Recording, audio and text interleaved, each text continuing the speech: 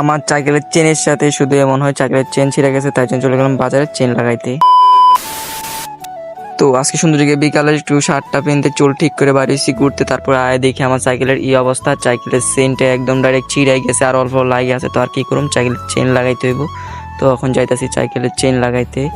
এখন দেখি সাইকেলের চেন লাগাইতে যামো, এখন হাঁটে হাঁটে যাইতে হয় নাকি সাইকেল চালাই যাইতে পারুম জানি না।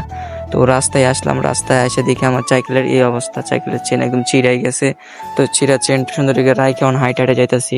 আর আজকের বিকালের ভিউটা একদম জোস। তো হাঁটতে হাঁটতে চলে এলাম, সামনেই বাজার, তো চলে আসি বাজারে। তো এখন চলে যাবো আস্তে আস্তে মেকারের দোকানে। তো মেকারের দোকানে চলে আইলাম, এখানে দেখি ভাইয়া কাজ করতেছে আর আমি খাড়ায় খাড়ায় দেখতেছি। তারপর ভাইয়া বললো ভাইয়া একটু সময় লাগবে কাজ করতে, তাই জন্য আমি বসে থাকলাম। বসে রেখে তারপর দেখি ভাইয়ার কামটা শেষ হয়েছে।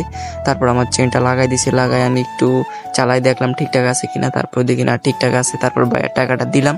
তো ডাইরেক্ট চলে গেছি বাড়ির দিকে। তো সবাই ভালো থাকবেন, সুস্থ থাকবেন, চ্যানেলটা সাবস্ক্রাইব করবেন, বাই।